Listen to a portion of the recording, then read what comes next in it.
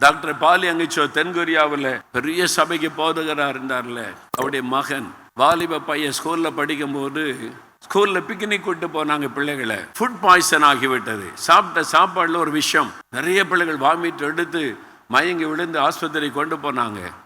பல பிள்ளைகள் செத்துட்டாங்க, இறந்துட்டாங்க. பாலியங்கிச்சோடைய மகனும் இறந்துட்டான்னு செய்தி அவருடைய ஒய்ஃபை ஃபோன் பண்ணுறாங்க. ஒரு ஆஃபீஸில் இருக்கிறாரு, எங்கே இருக்கிறீங்க, என்னாச்சு, மகன் செத்துட்டான்னு சொல்கிறாங்க, பிக்னிக் போன பையன் இறந்துட்டான்றாங்க. ஓடி வந்தார். அவருடைய கூட இருக்கிற ஊழியக்காரங்க எல்லாம் ஓடி வந்தாங்க வீட்டுக்கு. அதுக்குள்ளே அனுப்பிட்டாங்க ஆஸ்பத்திரியில். இந்த பெண்ணத்தை கொண்டு வந்தால் நீல நிறமாக்கி விட்டார் பாய்சன்னால. அப்படி மனைவி சொல்றாங்க, எங்காவது பெரிய ஆஸ்பத்திரி கொண்டு போங்க, பெரிய ஆஸ்பத்திரி கொண்டு போங்க, பெரிய டாக்டர் கொண்டு போய் பிள்ளையை காப்பாத்துங்கன்றாங்க. பாலியல் தெரிஞ்சுட்டு இறந்துட்டான். இனி டாக்டர்ஸால ஒண்ணு செய்ய முடியாது, மருத்துவத்தால குணமாக்க முடியாது.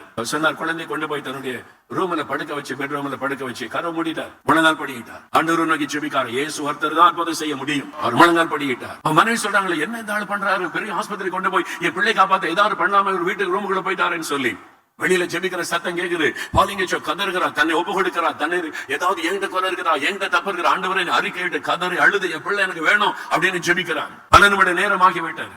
1 மணி நேரம் 2 மணி நேரம் திடீரென்னுடைய மகனுக்குள்ள ஜீவன் வந்து விட்டாரு. அவன் எளிமை உட்கார்ந்துட்டான். அப்பா நான் என்னப்பா நடந்தது?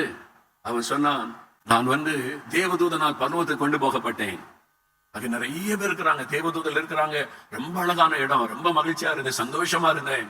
அப்ப இயேசுவை நான் பார்த்தேன். அவருடைய பக்கத்துல வந்தார். வந்துட்டு அவர் சொன்னார், தம்பி நீ பூமிக்கு திருப்பி போன்னு சொன்னார். நான் போக மாட்டேன், இங்கதான் நல்லா இருக்குது, சந்தோஷமா இருக்கு, இங்கதான் இருப்பேன், போக மாட்டேன்னு சொன்னேன். அப்ப அவர் சொன்னார், நீ போகலன்னா உங்க அப்பா முழங்கால் போட்டாங்க, என்ன விட மாட்டான். நீ போகலன்னா என்ன விட மாட்டான். அவன் முழங்கால் போட்டுட்டான். நீ போய்த்தானே ஆகணும். இல்ல நான் போக மாட்டேன், இல்ல நானே கூட்டிட்டு போறேன் வான்னு சொல்லி இயேசுவே கூட்டி கொண்டு வந்து விட்டார். அவன் சொல்றான், அங்கதான் நீங்க பாங்க, ஏசப்பா நிக்கிறாங்க, அவருக்கு தேங்க்ஸ் சொல்லுங்க, தேங்க்ஸ் சொல்லுங்க. இவருக்கு கண்ணுக்கு தெரியல, மகனுக்கு தெரியுது ஏசு அங்க நிக்கிறது. தேங்க்ஸ் சொல்லுங்க. அந்த திசையை பார்த்து தேங்க்ஸ் சொல்லுகிறான். மகனை உயிரோடு வெளியே கூட்டிட்டு வந்தார். பரலோகம் என்ன சொன்னது? பால் எங்கச்சோ முழங்கால் போட்டு விட்டால் பரலோகம் பதில் கொடுத்தே ஆக வேண்டும்.